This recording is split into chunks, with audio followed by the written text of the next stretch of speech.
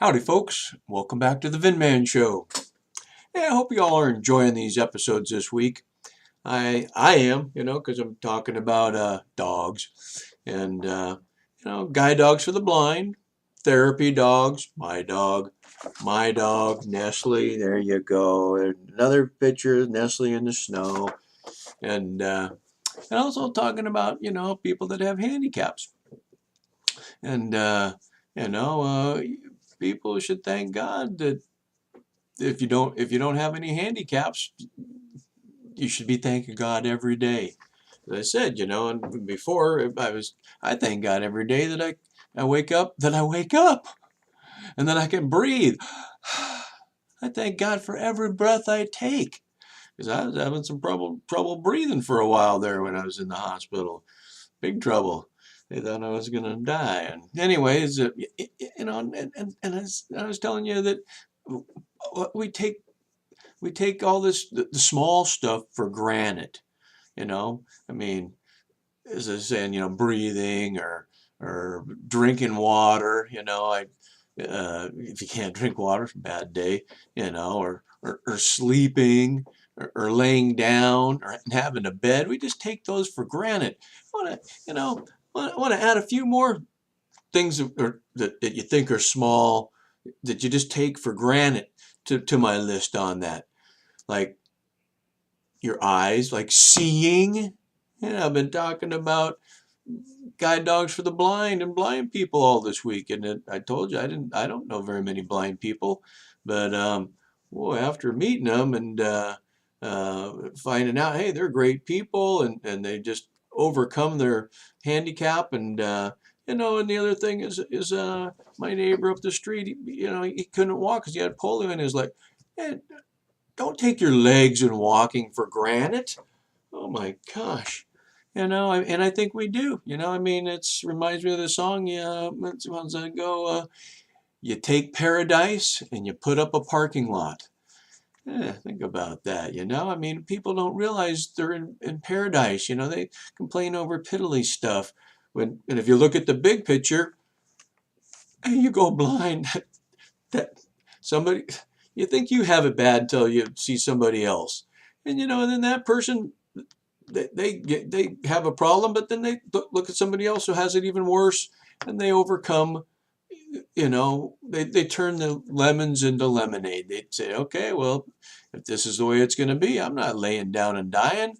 Heck no. And you know what else I found is, none of these people blame God for any of this. And when I was in the hospital with my heart attack, I didn't blame God for that. I turned to God. I said, "Oh God, I'm not blaming you." And I even told him that. I said, "Man, just help get me out of here." And he did. And I was talking to Gary, and he doesn't blame God, for going blind.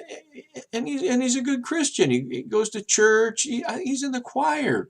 I mean, and my neighbor up the street who got polio and lost his legs, he doesn't blame God for that. Heck no, he's a good Catholic. He goes to church every Sunday. He sent all of his kids to Catholic private school, very expensive. I mean, he doesn't blame God for that, and doesn't, he believes in God, and he thanks God that he didn't die. And and dying, that's the easy way out. When I was in the hospital, shoot, and they gave me 2 days to live. Eh, that would have been the easy way out. I said, oh yeah, I'm done. I'm checking out. But I said, heck no. I said, no way. I'm not dying. I said, I'm no good to God up up there. I mean, you're only good to God, good for God to work for God down here. Plus my family needs me. My wife. Who's going to take out the trash if I'm gone? Who's going to do the dishes? Who's going to pay the bills? I, and we just take this for granted. You like this morning. Yesterday the trash man didn't pick up our trash, so of course we got to call the trash man and company and be put on hold for 15 minutes and wait to tell them, hey, you forgot to take our barrels yesterday. Can you send another trash truck out? Shoot, if I wasn't there to do that, she'd have to spend 15 minutes of her day to do it. And you know how busy her day is, so it just, she's, anyway. Uh, Anyways, you got to look at the big picture and just, yeah, the big picture of, yeah, you think we all had it bad.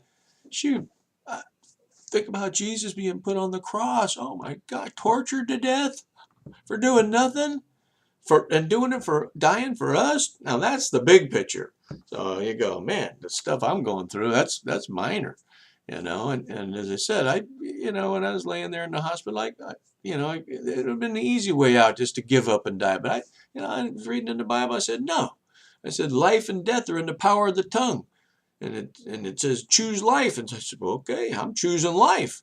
Now there was a few nights there I said I'm choosing life, but God, this is pretty heavy pain on me. I said, I'm going to put the choice to you. And he said, no, I'm not choosing for you. You got to choose. You want to die? You could die, but it's up to you. And I was going, okay, well, I don't want to die. And he made me make the call. And, he told me, in the scripture it said with long life, he was going to satisfy me. Well, 64 years old isn't long anymore. It's like the new 44. And as far as satisfied, I'm not satisfied yet with my life. I want to do more.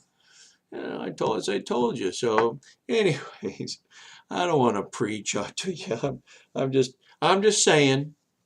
I'm grateful, and I give credit to where credit is due. And um, anyways, today I wanted to tell you some stories about Nestle. Cheer this episode up. Go on, this is a feel-good show, man. I don't want to make anybody feel bad.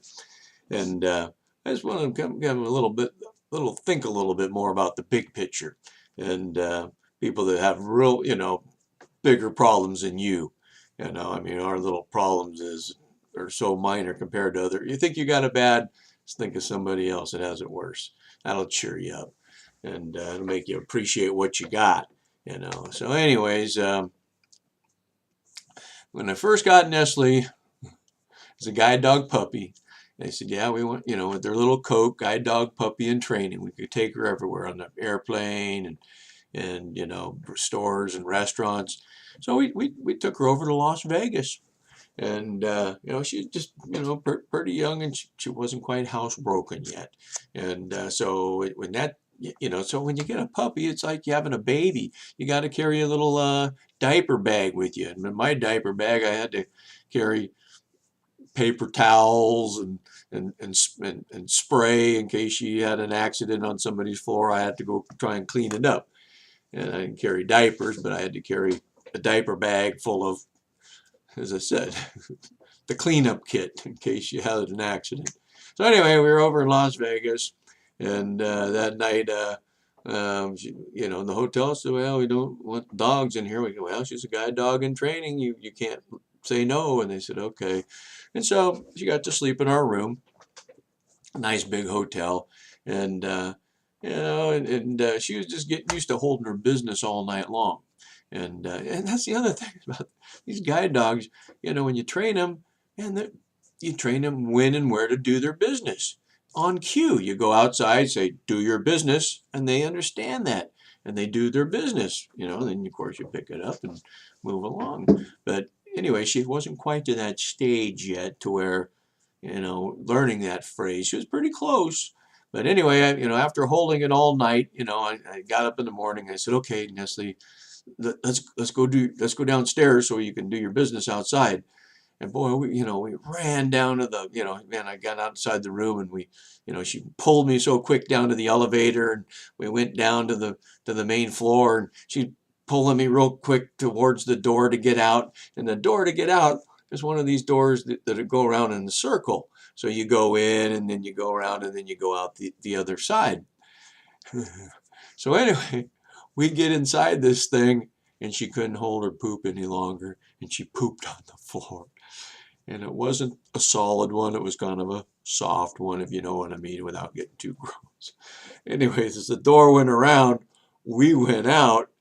but that poo stayed in there. And as that door went around and around, it squished that poo into the ground. So I'm going, oh no. And I'm thinking, how the heck am I going to clean that up? And then I was watching people, going in or coming out, and they'd get in there and go, what's that smell? And they'd look down and they'd be standing in the poo that's been smacked. They go, oh no, I'm getting it on their shoes. And they get out of there, oh my gosh, that was, so fortunately, there were two doors. And so I went back in, after Nestle finished her other business, we went back in the other door. And I was thinking, do I want to try and get in there and clean that up? I said, heck, that's why they have janitors. So I went over to the desk and told him, I said, hey, that one door going out, that revolving door going out there, it kind of smells in there. Like, somebody's going to have to go in there and clean up whatever's making that smell. And so we left, and I noticed that the janitor did go over there, and oh my gosh, so they had to stop the door from going around and put the barricade up so people couldn't go in there, and they cleaned the floor. And that's going on. Anyway, I thought that was a funny story to tell you.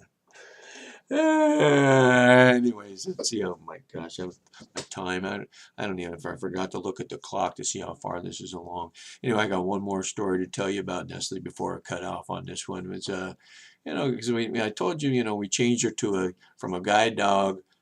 She was going to be a guide dog for the blind into a therapy dog, and in her therapy process, she was going to be a service dog, and we take her around to old folks' homes and hospitals to cheer people up and bring their blood pressure down, and it works all right. And anyways, we took her over to Colorado. So my daughter was living there at the time, and that's another good thing. Traveling with a dog is great because people, all the stewardess, they see you walk up there with that dog, especially with their puppies, and they go, "Oh my gosh, you're going to be on my plane." And I go, "Yeah." They go, "Now look, when we tell everybody, anybody with children or handicaps get to board early, that's you. So you get to board early." And I go, "Ooh, thanks." Man, travel with a dog is great because we get in there first, and the stewardess would always come. Does the dog need water? Can I pet him some more? And then Dessa get underneath the seat when everybody's filing on. They never even knew she was there. We'd fly 5 hours sometimes, and when we got off, then people would see her and they go, "Wow, we were just sitting right behind you. We never even knew she was there because she's a good dog. She travels, a good traveler, sleep the whole way." And anyways, we got to Colorado. We went to this place called the Garden of the Gods. Oh, it's a beautiful park with, all the red mountains, and you walk down and you walk through this place, but it has a lot of up and downs. And so as we were walking, I noticed there was this young gal pushing a young guy in a wheelchair, and his handicap was he looked like he was paralyzed from the neck down, wearing a bib. He couldn't talk. He's drooling. He couldn't steer even if he had an electric wheelchair, his hands wouldn't work to where he could make it go forward or backwards. It was bad. And so I was going, oh boy, this, that poor guy, when you see handicapped people, you can't help but look and, I mean, and try and figure out, what caused that. And it's like, I guess, if you're a beautiful looking woman, a 10, and people see you, well, they take a double stare at that.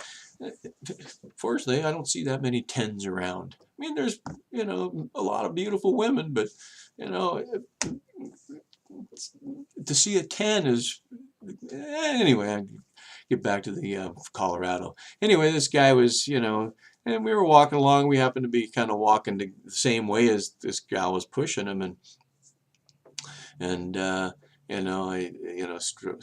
said, yeah, Nestle's a therapy dog. You want her to give your friend there some therapy? And she said, oh, okay. And so of course, she stopped, and Nestle went over there and licked the guy's hand, and of course put her nose in his crotch, and he couldn't move. He was just kind of looking down at her, and he no expression on his face. He couldn't smile or frown. I don't even think if you said, if you want to say yes, blink once. If you want to say no, blink twice. I don't even think he could do that. So, anyways, but I think it did cheer him up. Nestle gave him a little cheer, and so we were walking a little bit further, and then they kind of went their way and we went ours, and then on the way back we were kind of going uphill, and we ran into him again, and I said, "Oh my gosh, yeah, you're going to have to push that wheelchair all the way up that hill, and you really need a companion dog to help you pull the wheelchair along.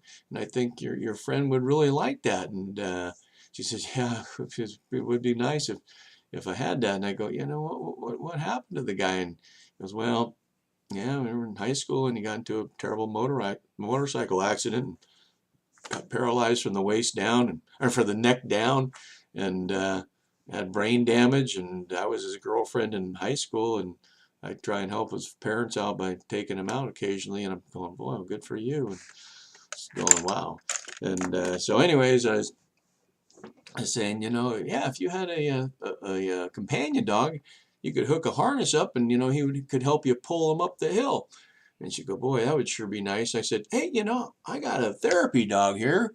Why don't we hook Nestle up to him, and she'll help you pull him up the hill?" And she goes, "Well, okay."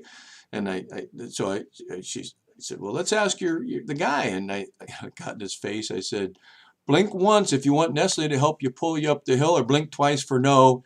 And he didn't blink at all. I said, "Well, I think he blinked once. Let's hook her up." So anyways, I hooked her up to the wheelchair, and then I got way in front, and I said, "You ready?" And "Yeah." I said, "Come on, Nestle, let's go." And I started running up the hill, and Nestle's charging up this hill, and wheelchairs, they kind of wobble back and forth, and there was kind of a long edge over the side. I thought, he's and the girl's kind of chasing behind, trying to guide the wheelchair, and she's not having to push at all. She's kind of trying to guide it. And I was thinking, "Oh man, if I would have gone over the edge, oh, I'd have been in trouble." But anyway, it made it to the top, and I could just, that there was a little more expression on the guy's face. He was going, "Oh man, that was a day to write in my diary." That was really, really fun. So anyway, that was the therapy Nestle gave that day to a guy that, here again, if you're blind and you saw that guy, then you'd be thanking God you're blind. It's like, I remember I was telling you, I was thanking God I had a heart attack and not a stroke. Never heard anybody say, "Yeah, God, I'm glad I had a heart attack." But preference that was by saying, "Because I didn't have a stroke." Take a heart attack over a stroke any day. And the guy without the legs, I'm sure he would say, "Well, I'm only paralyzed from my waist down. This guy is paralyzed from the neck down with brain damage." So here again, you gotta look at the big picture. You think you got it bad, and then you run into somebody who's got it worse. I don't know how it could be any worse than that guy. Oh yeah, yeah, young kid. Oh yeah, yeah, yeah, yeah. Anyways, that's how we gave back to the community by raising a guide dog for the blind, which we ended up getting to keep her.